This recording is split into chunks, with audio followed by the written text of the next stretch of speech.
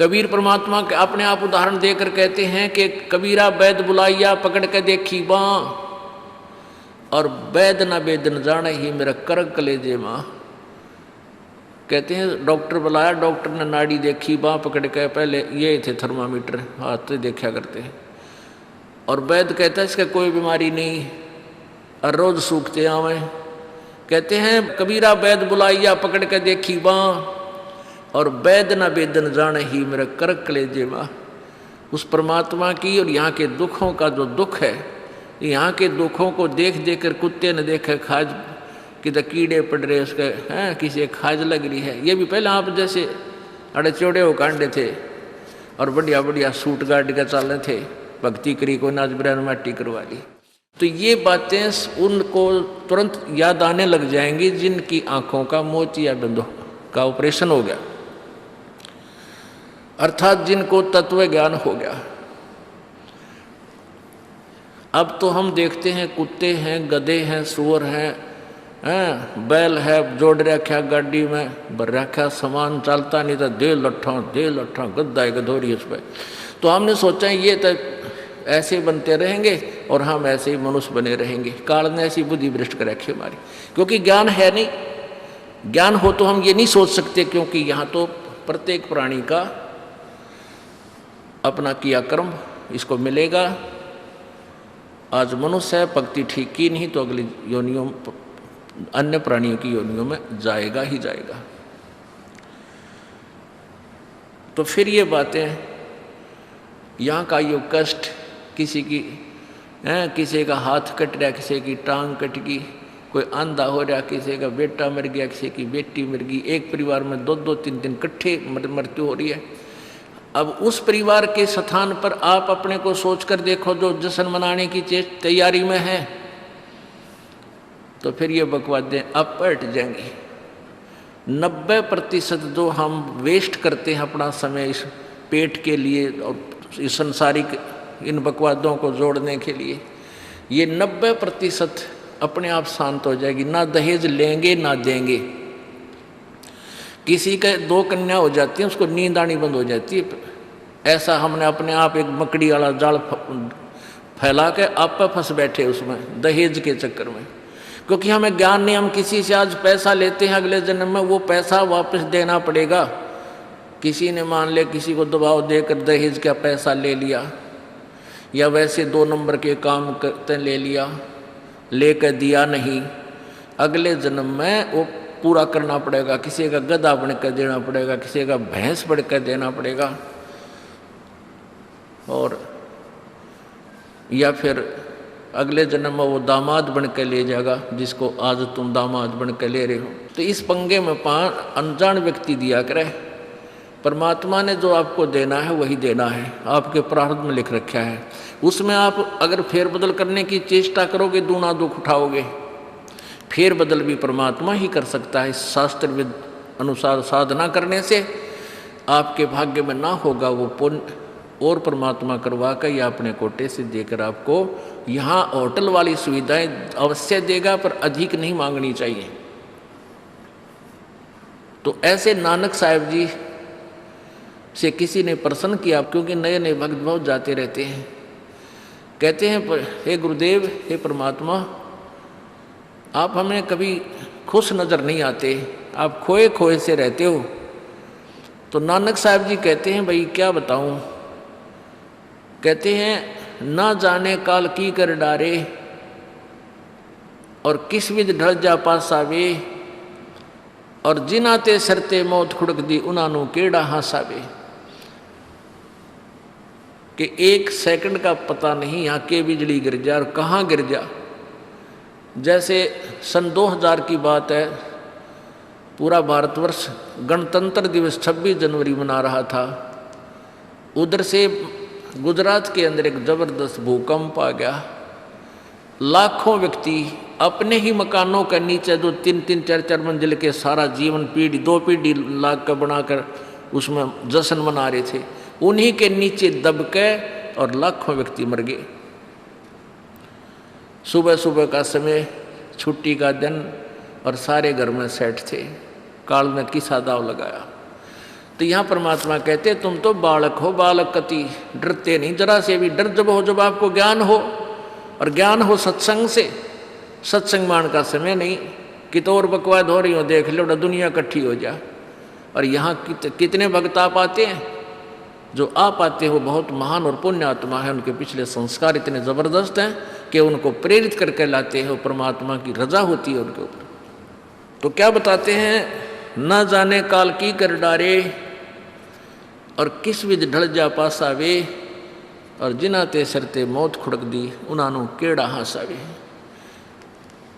अब फिर पूछते हैं क्या प्रभु आप सदा ऐसे ही रहते हो? प्रश्न किया किसी ने नानक जी से। नानक साहब ने कहा कि भाई मुझे भी खुशी होती है, लेकिन वो खुशी हम ऐसे प्रकट नहीं करते जैसे अनजान लोग करते हैं, नाचे कूदो या हा हा हा दांदरे काटे। नहीं, अंदर ही होता रहता हमारे जो कुछ होता है। कहते हैं साध मिले साड़ी शादी होंदी, साध मिले साड़ा शादी होंदी, और विछड़ जा दिलगिरी वे, अखदे नानक सुनो जिहाना मुश्किल हाल फकीरी वे। कि तुम भक्तजन जब आते हो मेरे पास सत्संग सुनने के लिए, और जो उपदेश ले चुके हैं, और फिर वो सारे के सारे रह रह कर मेरे पास आ रहे हैं, तो मुझे बहुत खुशी होती है। उस दिन हमारे विवाह होता है, शादी होती है, समागम होता है, चहल पहल होती है। और जब तुम चले जाते हो, विछड़ जाए दिलगिरी वे, तुम चले जाते हो जब मुझे दुख होता है। क्यों होता है कि तुम काल के उसमें पहुँच चले जाते हो, क्योंकि भक्त कम होते हैं और काल प्रेरित व्यक्ति ज़्यादा होते हैं। मुझे ये डर लगा रहता है कि कहीं ये भोली आत्मा उन काल के दूतों का ना फंस जा, और उनकी बातों माँ के भक्ति ना छोड़ दे, इनकी दुर्गति ना हो जा। जब तुम ठीक ठाक वापस आ जाते हो सभी, तो मेरी आत्मा खुश होती है। उस दिन मेरी खुशी का कोई ठिकाना नहीं होता, लेकिन वो होती है अंदर ही अंदर, लोग दिखावा नहीं होता। साध मिले साड़ शादी होंदी, और विछड़ जा दिलगिरी वे, अखदे नानक सुनो जिहाना मुश्किल हाल फकीरी वे। भाई कहते हैं भक्ति करना बहुत मुश्किल है। मुश्किल इन काल के दूता ने बना दी, जनता ज्ञानहीन कर दी। जो भक्ति नहीं करते वो तो सीधे काल के जाल में हैं ही। जो भक्ति करने की चेष्टा करते हैं तो किसी का तो पति लाठी ठाए पाओगा, तो उसके पति ने कोई और इंजेक्शन ला जाएगा। यो कि होया भाई हम भी तो नाम ले रहे हैं, हम वहाँ जाते हैं, हम तो 6 महीने साल में कभी कभी जाते हैं, और आप कहते हैं 10वें दिन भाग लेते हैं। तो भगत ने नाम ना ले रखा तो वो परेशानी पैदा करेगा ही करेगा। किसी की पत्नी ने नाम नहीं ले रखा, भगत ने ले रखा है, तो वह सींग पिनाए पावेगी। किसी के कहने सुनते जानते क्या सुनी घर में होगी। काल न तक करवाना है कि किसी प्रकार ये वहाँ जाना छोड़ दें, तेरे जाल में फंसे रहें। इसका तो पूरा प्रयत्न रहेगा। लेकिन पुण्यात्मा यु ज्ञान रूपी ढाल आपको इसलिए दी जाती है कि अपना बचाव करो, और भक्ति मत छोड़ना चाहे कुछ भी हो। आप पुण्यात्माओं अपने घर के काम में, ठीक है, पति पत्नी बच्चे सब कोई कार्य करना है तो सब मिलकर सलाह बनाकर कर लें, बहुत अच्छा होता है। उसमें कोई हानि लाभ भी हो जाती है तो विशेष दुख नहीं होता। उसमें अवश्य राय एक दूसरे की लेकर काम कर लेना चाहिए। और जब आता आत्म कल्याण का समय, उसमें किसी की राय की आवश्यकता नहीं। मान लीजिए आपने नाम लेना है और आपका पति नाट्य है, तो नाट्य जाएगा। ये अपने जीवन का सौदा तुमने खुद सोचना होगा, इसमें किसी की राय की आवश्यकता नहीं। आपने नाम लेना, आपकी पत्नी मना करती है तो करण दे, इसमें किसी की सलाह लेने की जरूरत नहीं है, चाहे कोई राजी रहे चाहे नाराज रहे। यदि मीराबाई उस समय ये सोचती कि तेरी माँ क्या कहेगी, तेरे पिता क्या कहेगा, ये समाज क्या कहेगा, तो मंदिरों में जाती है। क्योंकि उस समय ठाकुर समाज अपनी बहन बेटियों को घर से नहीं निकलने देते थे, पर्दों में रखते थे। लेकिन मीराबाई बालक नहीं रही थी, समझदार थी वह। उसको पता था कि आज तो मैं लोक लाज कर मैं आकर भक्ति नहीं करूँगी और फिर कुतिया बनकर बाजार में आंडूंगी, कोई मेरी इज्जत का रक्षक नहीं मिलेगा। तो ये ज्ञान से ही ऐसी दृढ़ता आती है। संघर्ष किया और सफल हुई, क्योंकि मालिक के नाम पर जो संघर्ष करते हैं सच्चे दिल से हृदय से, उनकी परमात्मा मदद किया करता है। ये पिछले इतिहास देख लो। क्या बताते हैं? मात पिता सुत स्त्री आलस बंधु कान, संत दर्श को जब चले ये अटकावे आण। मात पिता सुत पुत्र को कहते हैं। स्त्री जैसे कोई बालक हैं 15, 16, 10 वर्ष के, वो माता पिता के अधीन होते हैं। और बच्चे का समझ में आ गई और माता पिता मना करते हैं तो उनके अधीन है वो। और बच्चे जवान हो गए, बूढ़ा बूढ़ी अगर समझ में आ गई, फिर वो बालक बाधा करेंगे, वो रोकते टोकते हैं। तीसरा दिन चल पड़ते हो, किराया कितने डावा फलाना है, यानी कुछ ना कुछ बाधा कर सकते हैं। किसी का पति बाधा कर सकता है, किसी की पत्नी बाधा कर सकती है। जब भक्ति की तरफ अग्रसर होता है या सत्संग में आने की तैयारी करता है। या फिर आलस बंधु कान, आलस माने आप ढीले गोडे छोड़ दे, फिर देखांगे इबका नहीं जाता, सर्दी घनी है, गर्मी घनी है। और या बंधु कान, लोक लाज, इनके कारण ये है भक्ति में बाधक। अब क्या बताते हैं परमात्मा? मात पिता सुत स्त्री आलस बंधु कान, संत दर्श को जब चले ये अटकावे आण। इनका अटकाया अटके नहीं, और संत दर्श को जाए कह कबीर सो संत है आवागमन नसावे। इनका अटकाया अटके नहीं, और संत दर्श को जाए यानी सत्संग में अवश्य जावे, कह कबीर सो संत है आवागमन नसाए, उसका कल्याण होगा। आज मीराबाई जी का कितनी श्रद्धा और आदर के साथ नाम लिया जाता है। और यदि वो उसी तरह की क्रियाएं करती जो उस समय की बहन बेटियां लोक लाज में फंस का अपना जीवन बर्बाद करगी, आज वो कुतिया बनी आंड है। परमात्मा कहते हैं नकबे सर नकबा बनी वह पैर थी हार हमेल, और सुंदरी से वह कुतिया बनी सुन साहिब के खेल। बीबी पड़दा रहे थी डोडी लगे थी बार, अब गातु गाड़े फिरती है बन कुतिया बाजार। वो पर्दे की सुंदरी सुनो संदेशा मोर, इब गातु गाड़े फिरती हैं वो करें सराय शोर।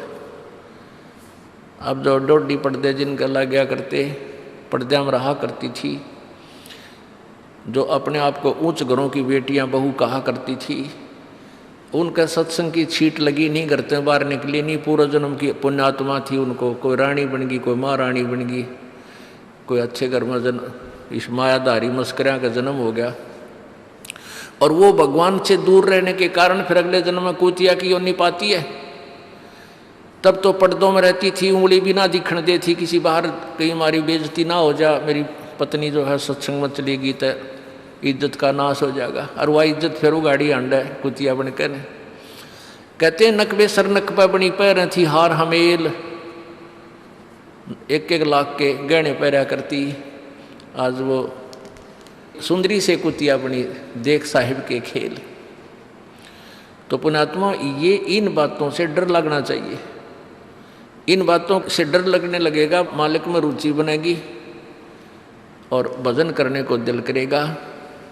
और ये लोग दिखावा जो ड्रामा है, नाचा कूदी, ये बकवाद मन में आवे को नहीं, ये कहने की आवश्यकता नहीं पड़े। दास ने कैसा मत करियो, हाँ कहना तो पड़ता है एक बार बालक को, कुछ दिनों के बाद फिर आपकी रुचि ना बढ़े।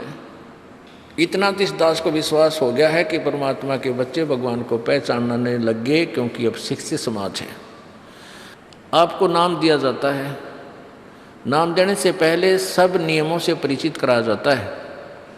और हमने ये पुस्तक बनाई है भक्ति सौदागर को संदेश, इसके प्रथम अध्याय में ही हमने नियमों का पूरा विस्तार से विवरण दिया है कि कोई भी पुण्यात्मा इस आश्रम की तरफ आएगा तो पहले तैयार होकर आवे। पहले क्या होता था कि भक्तजन समझाते थे नाम ले लो तुम्हारा कल्याण हो जाएगा, बड़े सुख होते हैं, यहाँ आ जाते थे उपदेश लेने। और यहाँ आकर के हम फिर उनको लिस्ट दिखाते थे, ये नियम निभाने हैं, तो बात जाते थे कि नहीं हमारा भी ये नियम नहीं नंबर। क्योंकि वो उल्टे रंग में रंगे हुए वो सारे। तो अब उनको पहले ये लिख कर दे दिया कि तुम तैयार होकर आ जाना, तुम्हारा मन मानने तो आना, क्योंकि कल्याण होगा इस मर्यादा में रहने से। तो अब ये दास देख रहा है कि अब कितना डर लगता है बहन बेटी भाइयों को, बच्चों को। अब वो कहीं, क्योंकि समाज हमारा जो है सारा का सारा समाज काल प्रेरित है, उन्हीं क्रियाओं को कर रहा है जो ना करने वाली होती हैं। और हमारा भक्त एक घर में एक व्यक्ति ने नाम ले लिया और 5-6 व्यक्ति वो सारे शास्त्र विरुद्ध साधक हैं, तो उनके साथ संघर्ष बनता है बेचारे का जा करके। फिर भी वो इतना दृढ़ है, डरता है, आकर पूछता है जी मेरे पे ऐसी गलती होगी, मेरा नाम तो खंड नहीं हो गया, आगे से नहीं करूँगा।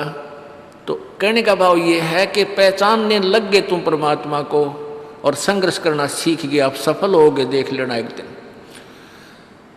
ये नाखून पालिश लगाते हैं, ओठों पर इसी बूंदी शक्ल बना लेते हैं, लाल वो लगा कर लिपस्टिक, इतना बेहुदी शक्ल बन जाती है। कहते हैं अब ऐसी मर्यादा बन गई, बहन बेटियां कहते कि हम ऑफिस में जाते हैं तो ये लिपस्टिक वगैरह नहीं लगाते, नेल पेंट नहीं लगाते, तो क्या कहते हैं उस दूसरे कि तुम्हारे घर में कोई मर गया क्या? अरे थारा गजब भैया, ये बकवाद करने तो सारे जी जाओगे तुम, अकल खत्म होगी। यानी एक मर्यादा बन गई, जो ऐसे उल्टे काम ना करे उसने हे समझन लागे। निरंजन धन तेरा दरबार जहाँ तनिक नहीं न्याय विचार, सारे उल्टे काम में राजी रहे। लेकिन हमारी बेटियां अब संघर्ष करती हैं कि हाँ उनको ज्ञान हो गया, वो तो बालक हैं, कुछ भी कह सकती हैं। तो अब हम सबको बताते हैं ये ऐसा नहीं करना, क्योंकि पहले हमारा ज्ञान गाँव में ज़्यादा चला था। इस दास ने गाँव में जाकर प्रचार किया, तो वहाँ तो ये था को ना लिपस्टिक का फंड था, ना कोई नाखून पालिश लाया करती, मेहंदी मुंदी ला लेती, तो यार वो भी मना कर दिया हमने, समझा दिया कि इसका कोई फ़ायदा नहीं है, अपना भक्ति करो। तो वो तो सब एक साधारण सी बात ही छोड़ छाड़ दी। अब शहरों में फैल गया परमात्मा का जो ज्ञान है। अब शहरों से जो बेटियां आती हैं वो सारे तो नाखुना निशी बुरे हाल तो सनाए पाओगी। और इधर बिहार में तो और बेगन हो रहा कति बुढ़ी बालक सारे लाल ये नाखुना न कति न कुसूती तरह पेंट करके लाओगे, इन्हों चमकान दे। अब इनको समझाना पड़ता है कि ये नहीं करोगे तो मान जाते हैं कि नहीं आगे नहीं करेंगे हम, क्योंकि इनकी आवश्यकता भी क्या है, भगवान ने जो कितने सुंदर नाखून पहले बना के दे रखे, इन पर क्या फायदा और बकवाद करने की। तो मालिक ने जो अंग दे रखे हैं वो बहुत अच्छे बना के दे रखे हैं, इसमें हमको फेरबदल करें, ये हमारी वो लोग दिखावा मेकअप है, इसकी हमें आवश्यकता नहीं। अब तो हम आपको बता रहे हैं, समझा रहे हैं पहली बार, फिर आप पे सियाने हो जाओगे, आपकी अब पर रुचि ना करे। जैसे नानक साहब कहते हैं, ना जाने काल की कर डारे किस विध डल जा पासा वे, जिना के सरते मौत खड़क दी उनानों के डांसा वे।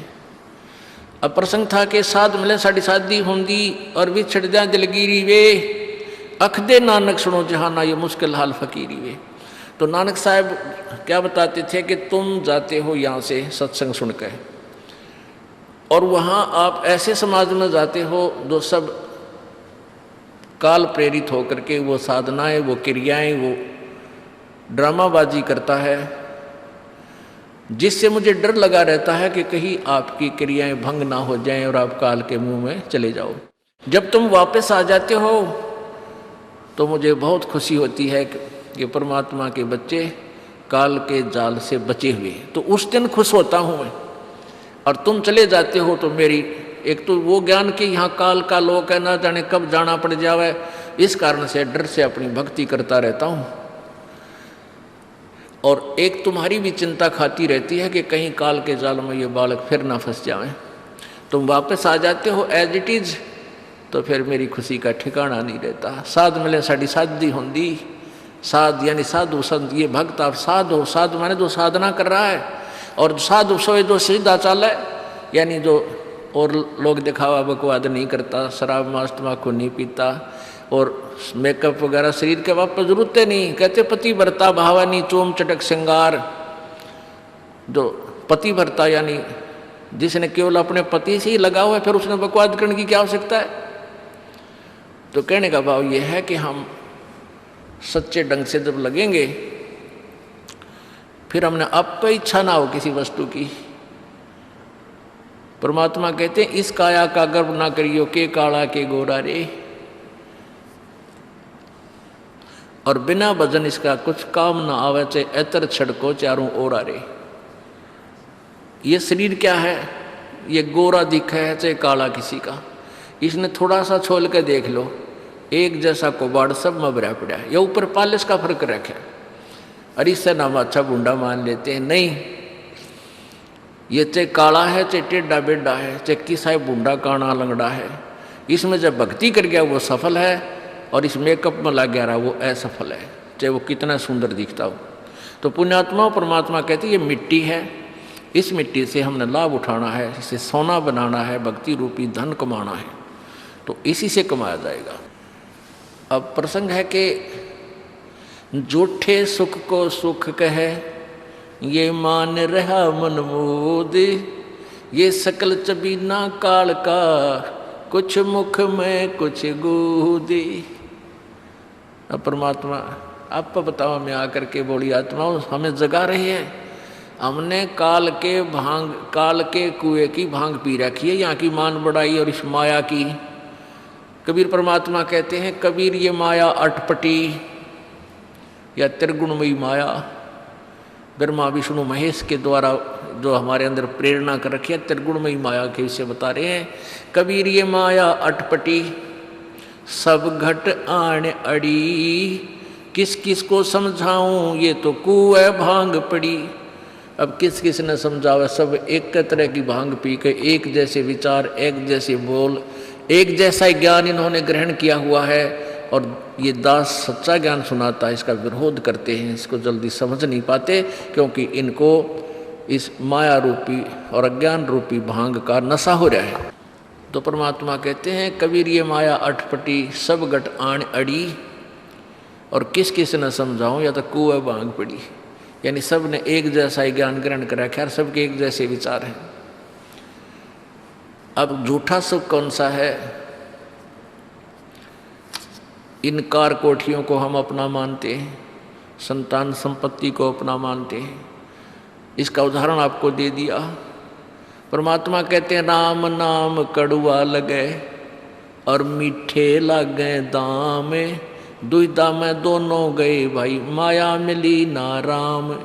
माया तो मिले को नहीं, यानी मान लीजिए आपके पास अरबों संपत्ति अरबों हो भी गई तो वह तेरी नहीं, आपको 2-4 रोटी सुबह 4 रोटी शाम है, और एक वर्ष में गणे 4 कपड़े कुर्ते पजामे बहुत, एक वर्ष में खत्म। अब पाटे को नहीं, ऐसा काम रह रहा आजकल, और 2 जोड़ी चप्पल कुर्ते जूते, और एक खाट का स्थान, एक चारपाई आ जा, गणित 2 आ जा, जितने एक परिवार एक व्यक्ति को एक चारपाई। कहने का भाव यह कि ऐसा सीमित सा मकान, इतने की आवश्यकता आपको है, और बाकी पैसा आपके पास उसने के सिर में मारोगे, क्या करोगे उसका। अब या तो कि तो बकवादा में लावेगा, कि तो शराब पीवेगा, कि तो और कोठी खरीद कर गिर देगा, उस पर कोई कब्जा कर लेगा, फिर लट्ठा मुकदमे होंगे, या कोई ले लेगा रिश्तेदार या कोई मित्र बन कर फिर दे को ना, फिर खेचा तानी रात ने नींद आओ ना, वह रखेगी बेगन में पातरे, वो माया तने जीर्ण नहीं दे। और माया तो परमात्मा कहते हैं इस जीव की सबसे बड़ी शत्रु है, जो भगवान से दूर करे। अभी झूठे सुख को सुख मान लिया, कार कोठी होगी, बढ़िया व्यापार बिजनेस या कोई नौकरी होगी, तो भगवान से 100 कोस दूर है वो प्राणी। कोई एक आध पुण्यात्मा इसे प्रेरणा होकर आ जाता, वो तो फॉर एग्जाम्पल होते हैं। तो परमात्मा कहते हैं इसे सुख का आग लगे जो भगवान से दूर करे। परमात्मा कहते हैं वो दुख अच्छा हमारे लिए जो परमात्मा के चरणों में हमें लगाए रखे। कबीर साहब कहते हैं सुख के माथे पत्थर पड़ो जिससे नाम रट देते जावे, और बलिहारी वो दुख जो पल पल नाम रटावे। कि हे परमात्मा इसे सुख की हमने जरूरत नहीं, जो भगवान से दूर करे। पत्थर पड़ो इसे सुख के ऊपर, और बलिहारी उस दुख के जो पल पल नाम रटावे। जैसे भक्त नाम ले रखा किसी ने और उसको कोई पीड़ा हो जाती है, चिंता शुरू हो जाती है उसको, हे भगवान कदे कैंसर ना हो जा, हे परमात्मा कोई और ऑपरेशन ना बन जा। तो वहाँ तक जाता है जहाँ डॉक्टर के पास, और भगवान याद रह कर आता है, और वहाँ जाकर डॉक्टर करता है अल्ट्रासाउंड और एक्सरे वगैरह करके बता देता है कि आपको ऐसी कोई खास बीमारी नहीं है, नॉर्मल सी है, ये दवाई लो ठीक हो जाए। उसके बाद फिर परमात्मा के गुण कितने गाता है वो।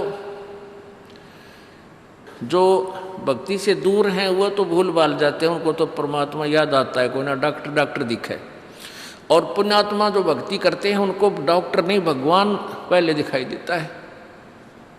पुण्यात्मा, आपके प्रारब्ध में, आपके संस्कार में मृत्यु है और कैंसर से है, और वो होगी, नाम ले रखा आपने, और डॉक्टर ने भी डिक्लेयर कर दिया कि कैंसर है भाई। पीछे आपको उदाहरण दिया था, एक लड़का रोहतक से, इकलौता पुत्र, और 10 साल के बाद पुत्र प्राप्ति हुई, और उस लड़के का कान में कैंसर बता दी, PGIMS रोहतक तक। उन डॉक्टरों ने फाइनल कर दिया और उसका पूरा डाटा अपने मोबाइल में नोट कर लिया कि इसका ऑपरेशन करवा ले और दिल्ली ले जा, हम नहीं कर सकते। वो रोता हुआ यहाँ आए। अब क्या है कि ये काल बड़ा उस्ताद है, थोड़ा सा सुख होते ही भगवान ने भूलन लाग जाए। वो 5 महीना में आए हमारे पास रोहतक से, जबकि आए महीना आना चाहिए था। 5 महीने में पता करा भाई कितने दिन में आए, वो 5 महीने वाला गेला। हमें भी ज़्यादा खींचातानी करें भाई इतना लेट क्यों हो गया, तो भगवान ने नहीं चाहिए तो फ़ायदा क्या होगा। ये कुदरती है, जब इस महीने 2 महीने में आपका प्रेरणा नहीं उठी, लोर नहीं उठी आने की, तो फिर भक्ति कहाँ चल रही है आपकी। बंधन तोड़ कर आ जाओगे जिसके अंदर भक्ति चल रही है, चाहे कितनी दूर भी क्यों नहीं है इंसान। भारत में कोई दूर थोड़ा, कोई वीज़ा थोड़ा बनवाना है दोबारा आने के लिए, और वो भी नहीं आ पाते हैं, फिर भक्ति नहीं चल रही उनकी। तो फिर रो दोनों, और लड़का भी रो और उसकी पत्नी भी रो, उसका बाप भी, दोनों। वो लड़का छोटा ही था, 12-13 साल का।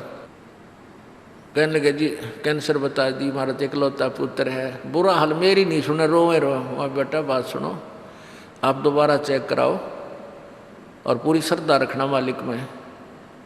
आप दोबारा ऑपरेशन कराने से पहले चेक जरूर करा लेना, ऑपरेशन नहीं मना करता मैं, और ऑपरेशन भी मालिक की दया से सफल होया करे इसी बूंदी बीमारी का। तो उनके यह बात जच गई, जानते डॉक्टर से कहा जी इसको ऐसे, वो रिपोर्ट दिखाई, और फिर कहा जी, वो डॉक्टर ने कहा अभी मैं दोबारा चेक कर लूँगा। मालिक प्रेरणा करता है कि एक बार चेक करना पड़ेगा, मैं ऑपरेशन करने से पहले चेकिंग फिर करूँगा। दोबारा चेक किया, उसने बताया इसका कोई कैंसर नहीं है, और कान की हड्डी बढ़ा है, और 6 महीना में एक बार दिखा जाइए, आप पर ठीक हो जाइए। अब पुण्यात्माओं, अब उस परिवार को भगवान कितना प्यारा लगेगा, कितनी श्रद्धा बढ़ेगी। और आए महीने 2-2 चक्कर काटेंगे, तो इंसान तो होंगे, शैतान होंगे, तो फिर आपत्ति आओगी उन पर। भगवान से दूर होते ही फिर ये विरानमाटी होगी। तो कहने का भाव ये है कि सुख के माथे पत्थर पड़ो जो नाम हृदय ते जा, और बलिहारी उस दुख के जो पल पल नाम रटावे। संत शरण में आने से फिर आई टले बला, और जय मस्तक में सूड़ी होवा काटे में टल जा। ये मालिक की वाणी है, गलत नहीं हो सकती। इसका हम कितना लाभ उठा सकते हैं वो हमारी अपने अंतःकरण की जो है व्यवस्था के ऊपर डिपेंड करता है। हमारी कितनी भावना है, कितनी हमारी लगन है मालिक में।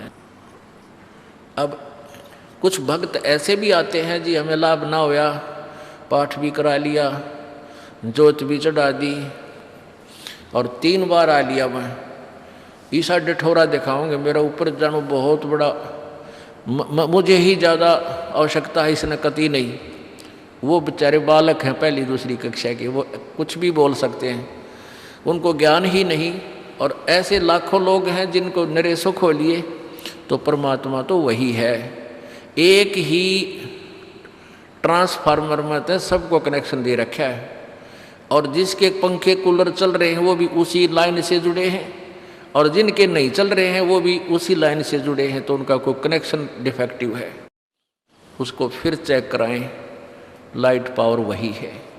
कहते हैं सतगुरु के दरबार में कमी काहे की ना, अंसा मौज नहीं पावता तेरी चूक चाकरी में। कि इस परमात्मा के दरबार में किसी चीज़ की कमी नहीं। और परमात्मा आप बताते हैं कि यदि तुझे लाभ नहीं मिल रहा तेरी चूक चाकरी में, आपके अंदर कोई श्रद्धा में कमी है, आपकी भावना में कमी है, या आपका कनेक्शन लूज है, आपका कनेक्शन कट ऑफ हो गया, वह पावर आ नहीं रही। इस परमात्मा कबीर जी के शब्दकोश में असंभव शब्द नहीं है। इस कबीर परमेश्वर की डिक्शनरी में इम्पॉसिबल वर्ड नहीं है। ये वो भगवान है